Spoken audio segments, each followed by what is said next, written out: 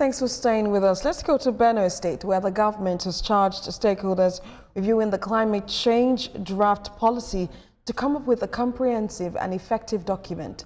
The Commissioner for Water Resources, Odo Ugu, made the call at the stakeholders meeting to review and validate the meeting in Makurdi, the state capital. Mayowa Okwato reports.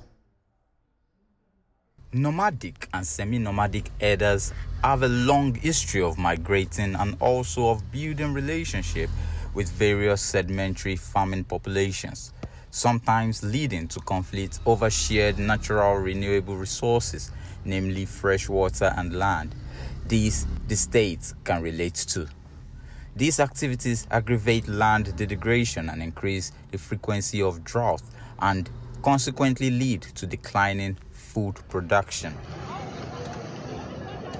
One of the objectives of this stakeholder review and validation meeting is to promote climate-smart agricultural practice, also to improve access to clean and sustainable energy. This policy is very critical, but it's also very critical for the state, because at the end of the day, it's not just to have a policy, but to also have actionable policy. Actionable policy means that the policy will be implemented, just like what we have in other states that have formed their own their own policy, and are implementing it. It's a policy that is going to help the states to actually determine what needs to be done as far as preparation and mitigation is concerned, and of course what needs to be done in the emergence of any some form of disaster, and of course what needs to be done aftermath of any case of disaster.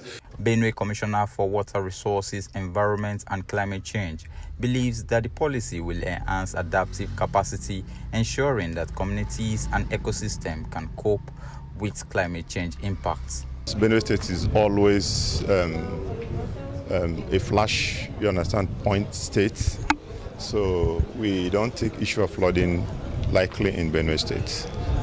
Yes, we got the prediction of this year, 2025, and we are doing all we can as a state and as a department who oversee the environment to make sure that we prepare adequately in terms of the climate change policy that we are doing the validation today.